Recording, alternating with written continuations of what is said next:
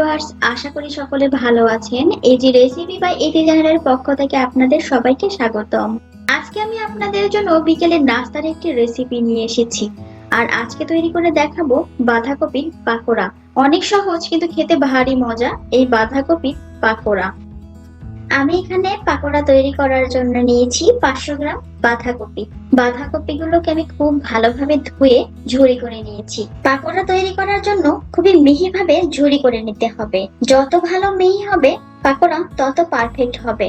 এবার আমি ঝুরি করা বাঁধাকপি লবণ দিয়ে চটকে নেব। তার জন্য বড় একটি বাটিতে বাঁধাকপি নিয়ে এর মধ্যে 1 টেবিল চামচ লবণ দিয়ে নিচ্ছি। হাত দিয়ে খুব ভালোভাবে চটকে নিব। এতে করে বাঁধাকপি থেকে পানি বের হবে।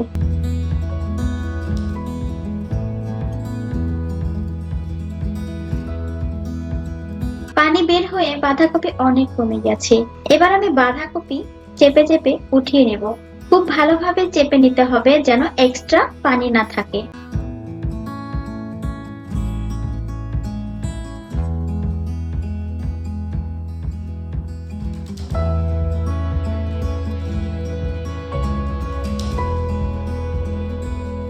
সবগুলো নেওয়া হয়ে গেছে।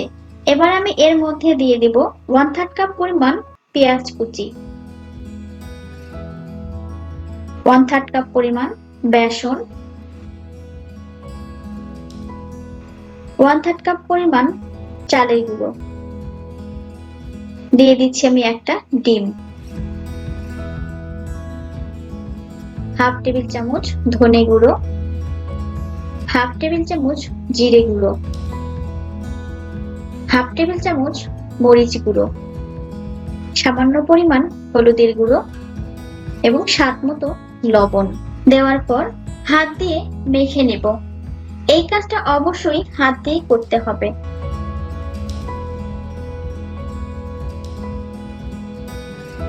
মাখানোর এক পর্যায়ে দিয়ে দিব 1 টেবিল চামচ কাঁচা মরিচ, 2 টেবিল চামচ ধনেপাতা কুচি দিয়ে আবারও মিক্সড করে দিব।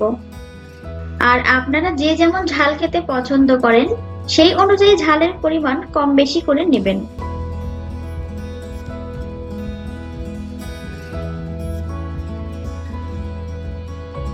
মেখে নেওয়া হয়ে গেছে।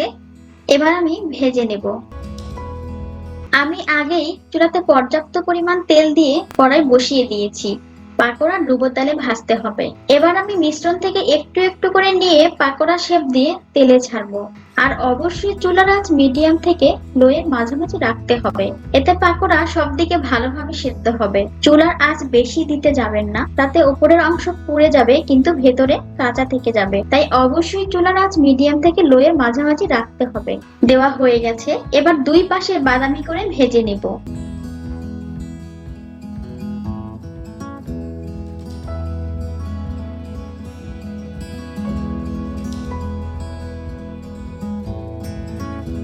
এক পাশে হয়ে গেছে, উল্টে দেব। অপর পাশেও একইভাবে বাদামি করে ভেজে নেব।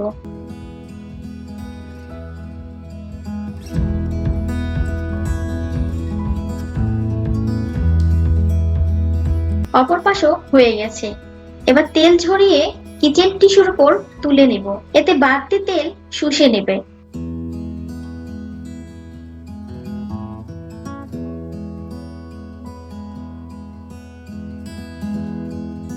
আমি একইভাবে বাকি মিশ্রণগুলো ভেজে নেব।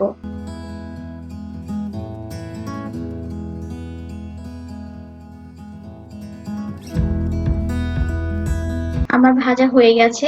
এবার তেল ঝরিয়ে উঠে নেব। প্রতিবার ভাজার সময় আমার 7 থেকে 8 মিনিট সময় লেগেছে।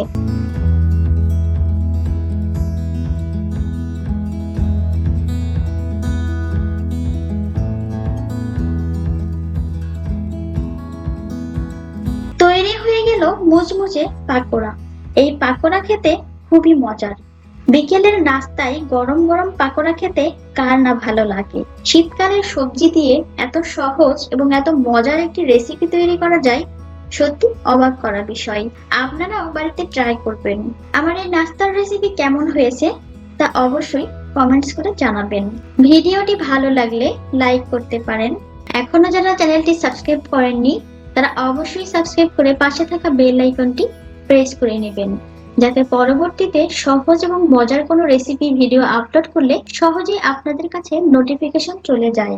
আজকের মতো এখানে বিদায় নিচ্ছি। সবাই ভালো থাকবেন, সুস্থ থাকবেন। আল্লাহ হাফেজ।